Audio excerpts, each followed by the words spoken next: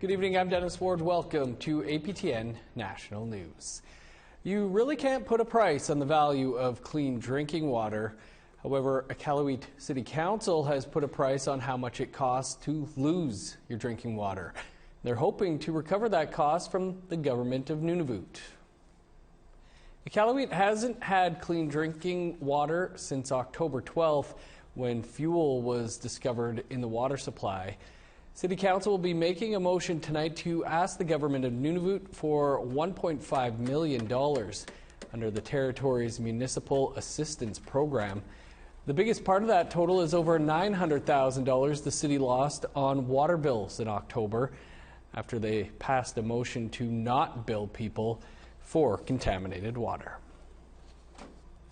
As the fourth wave of the pandemic continues, First Nations across the country are still being affected. In Manitoba, case numbers remain high, and it is now recommended the First Nations, Métis and Inuit get a third vaccine dose. With more, here's Daryl Stranger. First Nations people here in the province of Manitoba, both on and off reserve, make up more than half of the total COVID-19 case count. Now, the Manitoba Pandemic First Nations Response Coordination Team has released statistics regarding COVID-19 in each tribal council area. Now, as tribal councils continue to fight the spread of the fourth wave, the numbers are still quite high. Out of 7 tribal councils in Manitoba, many are seeing active cases in the double digits.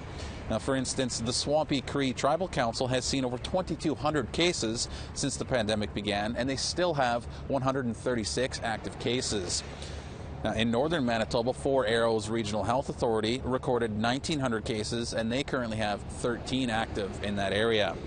Now, First Nations not part of a tribal council in the province have seen a combined 1,800 cases since the pandemic began, and there are 41 confirmed cases in those First Nations. Now, the Manitoba government also announced this week that all First Nations, Métis and Inuit people 18 and over are eligible for a third dose of a COVID-19 vaccine. Now, the province is recommending that people wait at least 6 months since they had their last dose to receive the third. Daryl Stranger, APTN National News, Winnipeg. Thanks, Daryl. We'd like to hear how you're handling this fourth wave of the pandemic. Here's how you can continue the conversation. You can send your emails to news@aptn.ca or leave a comment on our website. That's aptnnews.ca. You can also find us on Facebook, Twitter, Instagram, YouTube, and TikTok. Follow APTN News to join the conversation and see our latest stories.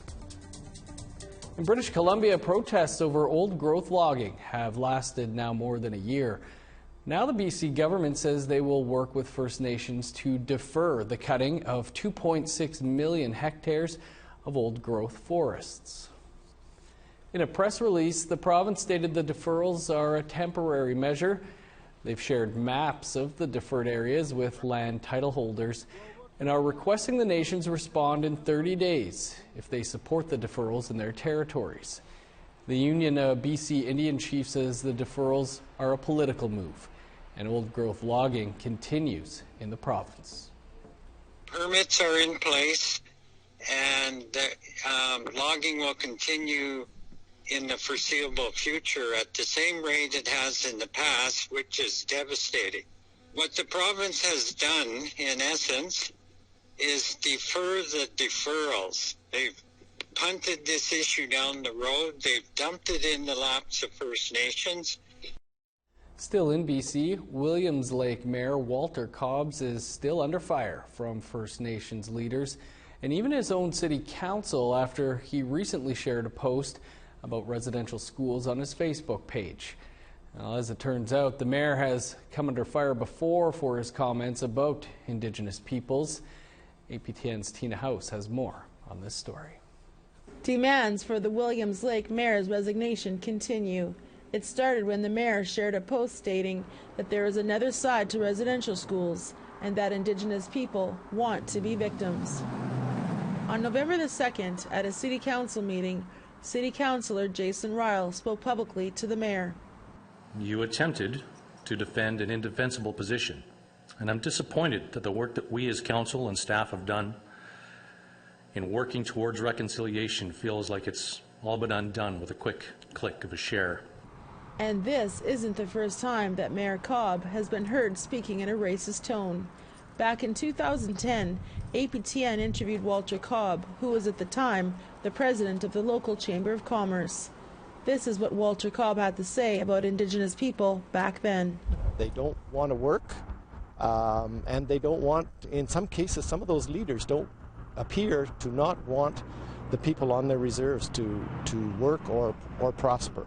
The Iqaluit national government has brought to light a social media post from Walter Cobb that reads, "My mother-in-law used to say that if it was shitty weather, let the Indians have it."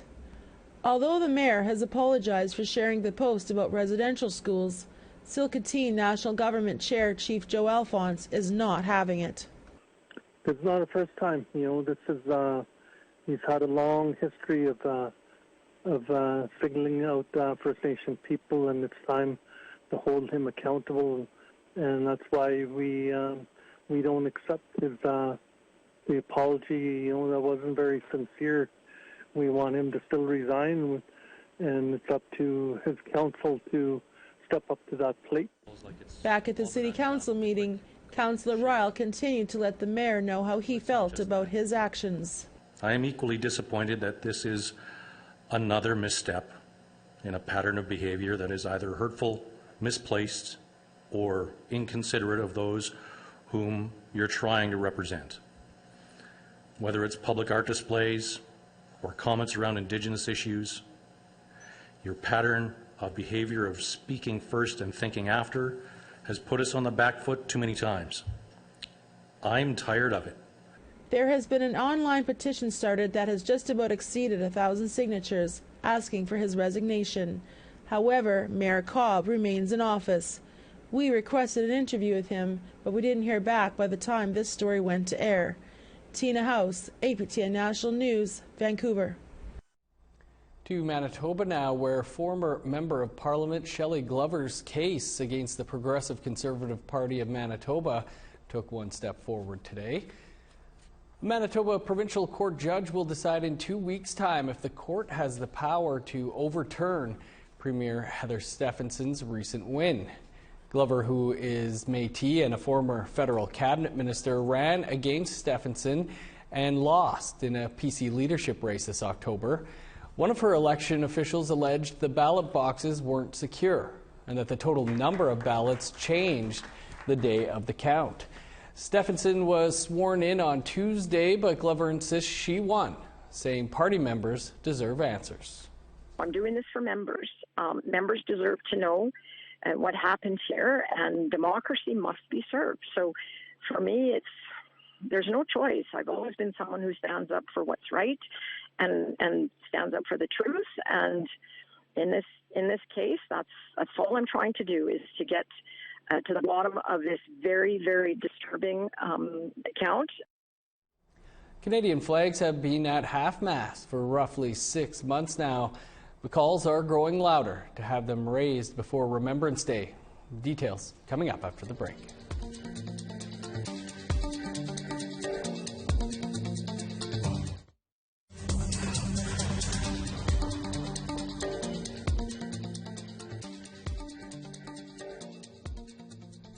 Welcome back. Prime Minister Justin Trudeau is musing about raising and then lowering Canadian flags on Remembrance Day. They've been at half-mast since late May, after the discovery of hundreds of unmarked graves at a former residential school in Kamloops. Veterans want the flags raised now so they can be lowered again on November 11th. While at COP26 in Glasgow, Scotland this week, the Prime Minister said he's working with Indigenous groups to find a solution. No need to do that, says Ontario Chief Wendy Ann Jocko, who is also a 25-year military veteran. Just raise and lower the flags.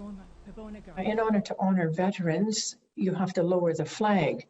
So, obviously we would have to raise them in order to lower them to honor, all of the veterans, including Indigenous veterans who made the ultimate sacrifice during the First World War, the Second World War, Korea, Afghanistan, and every other mission that the Canadian Forces took part in. Melissa Mbarki is also calling for the flags to be raised. She's a policy analyst at the Macdonald-Laurier Institute, a national public policy think tank, and she joins me now. Thanks so much for being with us. You recently wrote an opinion piece that is calling for the flags to be raised in order for them to be lowered for Remembrance Day. You also started a hashtag Raise Our Flags. Can you tell us why you'd like to see them go up? I would like to see them go up to show that as a country we're united, and if we're working towards reconciliation between Indigenous and the non-Indigenous, we have to do this as a country. It can't just be a one-sided story. So, to bring unity, to show this country that we're doing this together was the reason why I started this hashtag. What type of reaction have you been receiving from the opinion piece and the hashtag? It's actually been really positive. Everyone's on board that we want to work towards reconciliation. We want to work on Indigenous issues that are, out there. And the only way that we can do this is by, having some concrete action and, getting some of these issues sorted out and worked on. I mean, that's the only way we're going to see reconciliation. You say the lowered flag is a mockery to Canadians, including Indigenous people. Can you tell us why you make that argument? Well, Remembrance Day is coming up, and this is a day that we honor our veterans, and there's a long history that goes along with it in lowering the flags on November 11th. What is the protocol now? Are we going to raise it sometime between now and November 11th, keep them lowered, or raise them? It just brings up so much added bureaucracy that we don't need to go through. So first and foremost, we need to honor our vets. Secondly, we need to honor Indigenous people and, the issues that we face, and we need to start working on them. We need to do some, we need to put some solid effort and motivation into it. So two separate issues that somehow came together that need to be addressed. And, now is a good time to do it. Now is a good time to raise them. The Prime Minister seems to be signaling that the flags will go up and down for Remembrance Day. Do you think they should remain lowered after that for the unmarked graves? I don't think so. There's a lot of things that we can do to honor residential school survivors and the children that didn't make it home. We can, set up a memorial. We can work on doing something in Ottawa that's going to honor their memory. There's other ways that we can go about doing it other than a lowered flag.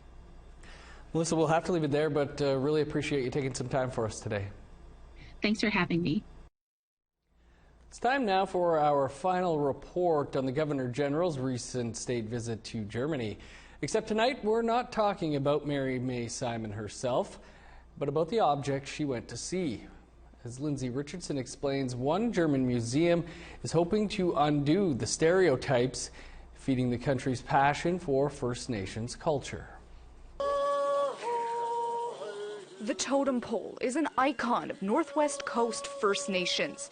They depict the stories and deeds of families and clans, or the missing and murdered, sometimes symbolizing reconciliation or nation-to-nation solidarity against land exploitation.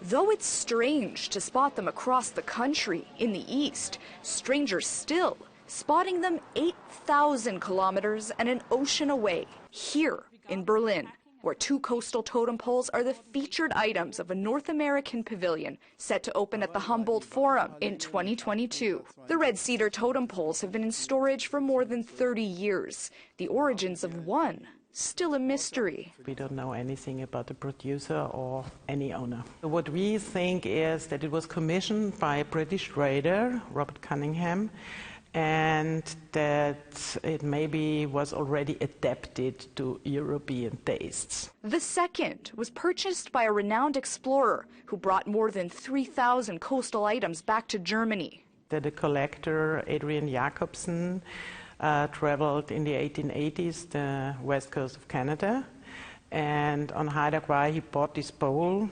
from the brother of the first owner, Chief Stilter. And it was carved by the quite renowned artist Charles Edenshaw. Jakobsen shelled out close to $65 for the pole back in 1881. Adjusted for inflation, that means close to $1,800 in today's money.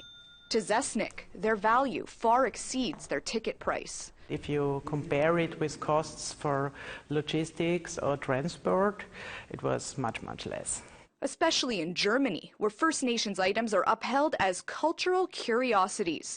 A passion for Indigenous culture has persisted here for nearly 150 years, thanks to one man, Karl May, Germany's most read author, creator of Winnetou, a fictional Apache warrior, star of the 1960s films of the same name.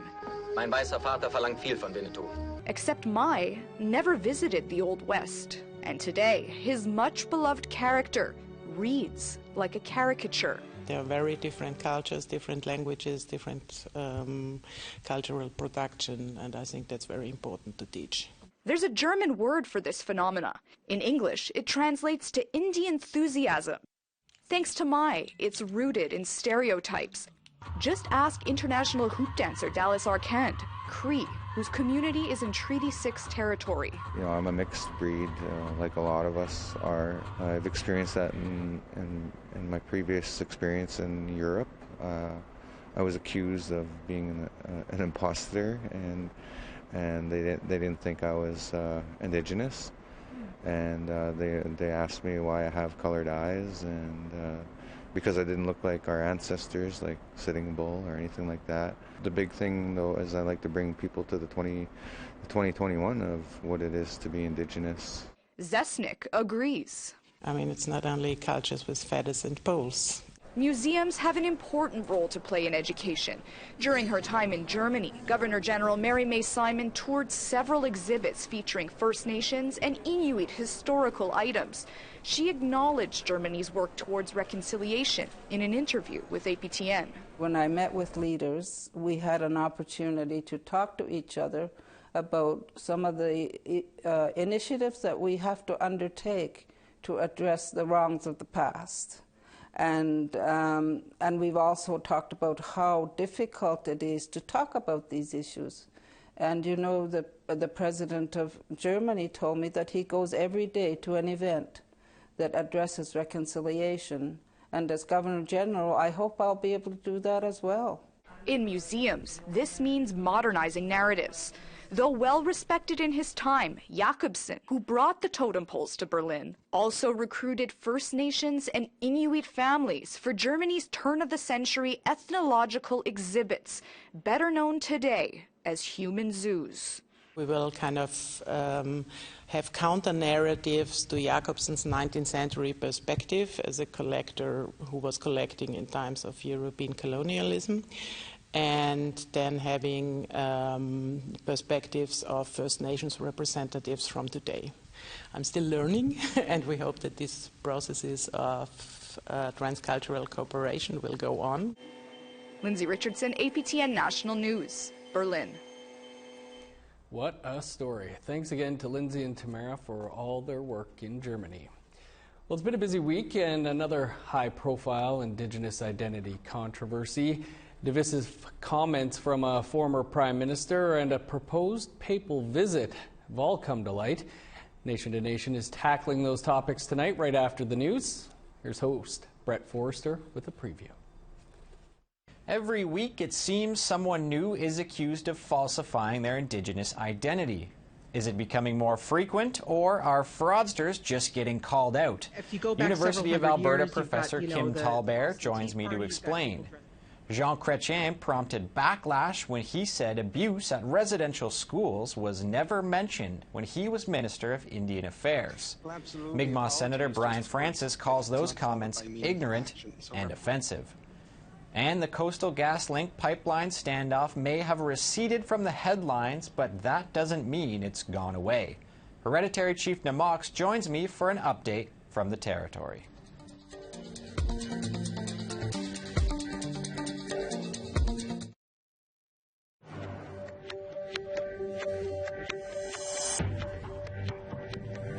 Welcome back.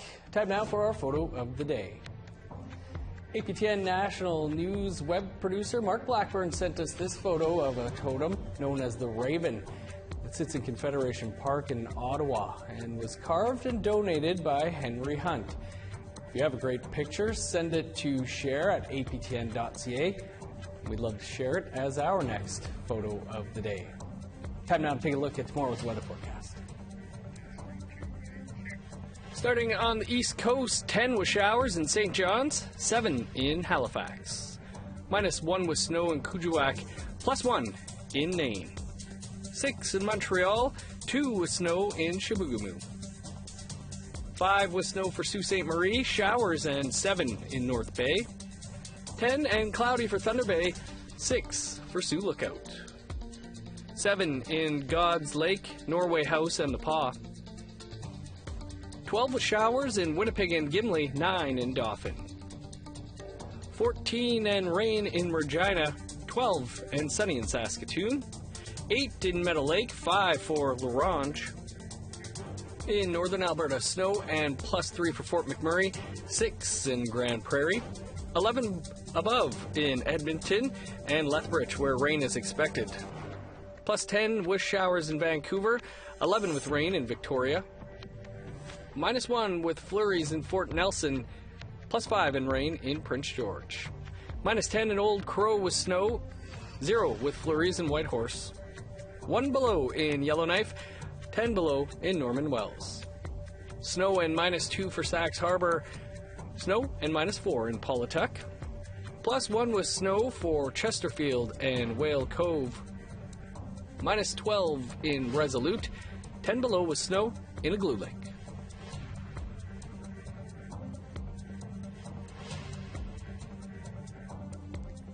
Tina Lucas is a hobby baker from Tuktoyaktuk, Northwest Territories, and her creations draw upon her traditions. Lucas created these cakes that you can see here now, made to resemble cowkits and mukluks, styles of traditional footwear in the Iqaluit region. The real ones are made from moose hide and embroidered with elaborate designs, but these ones are lemon flavored with marshmallow fondant. She says the shoes are worn when people want to look their best. She also made these tribute cakes to the discovery of unmarked graves across the country. It's an issue that is near to her heart. Beautiful work. Well, that's all the time we have for your APTN National News for this Thursday. For news anytime, head over to our website, aptnnews.ca. Stick around. Nation to Nation with Brett Forrester is just minutes away. I'm Dennis Ward. Thanks for being with us. We'll see you back here tomorrow.